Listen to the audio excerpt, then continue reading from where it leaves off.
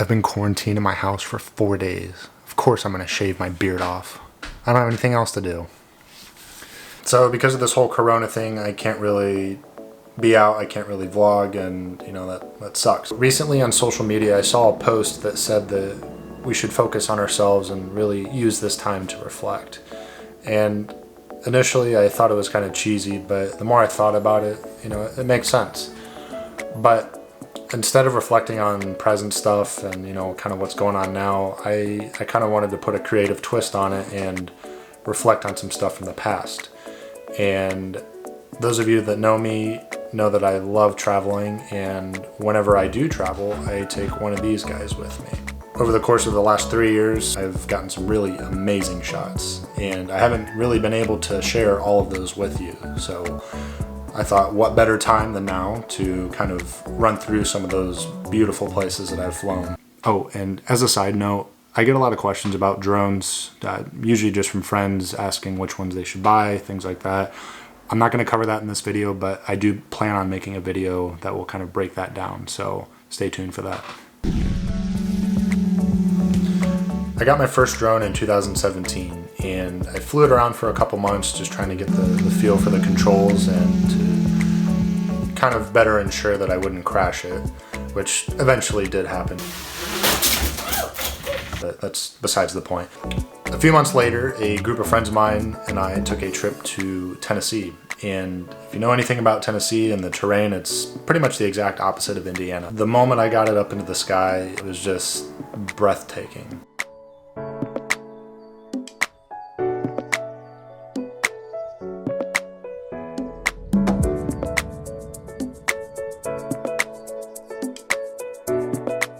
At the time of the trip too, it was in the early stages of fall, so you could see some of the leaves changing in the trees, and it was just like I was hooked.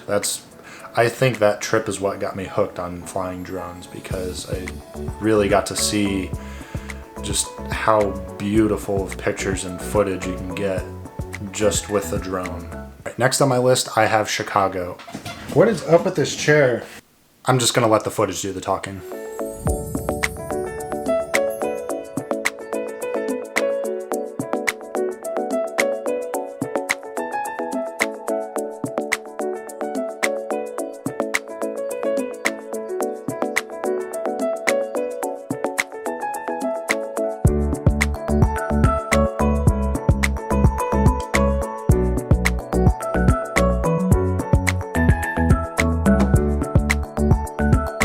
Now, the only other point that I will add, when it comes to flying in Chicago or any other major city, the buildings will definitely interfere with the controller and the drone's connection, so it can kind of restrict your range. But despite that, you can still get some pretty amazing shots.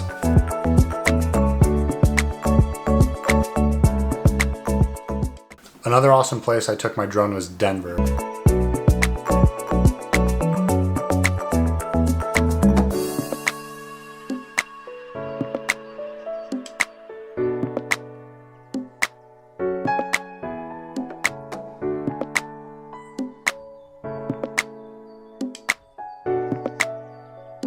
It was so cool to see how the city was just nestled up right next to this vast and massive mountain range.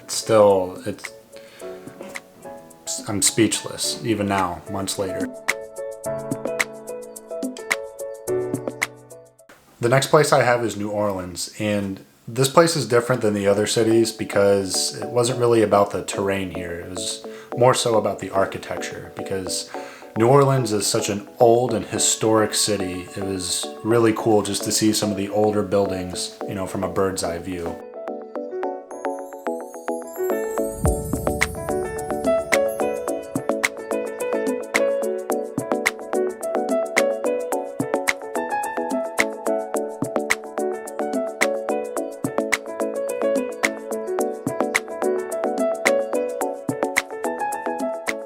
And honestly, just looking at the footage gets me sweaty because it was so humid in Louisiana.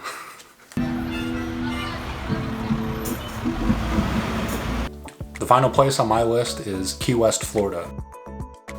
That's as far south as you can go in the United States. And what's interesting is that you're just so close to the water all the time.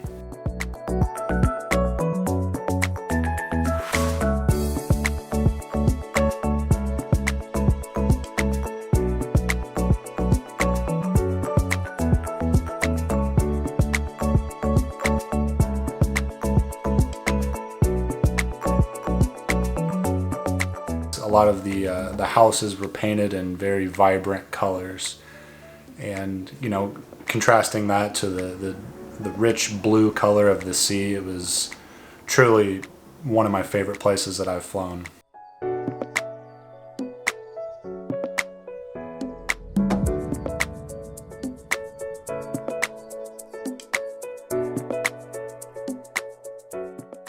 So that's all that I've got for you right now. I hope you like some of the shots that I got, and you best believe there's going to be more to come. Comment below which one was your favorite. I'll see you guys next time.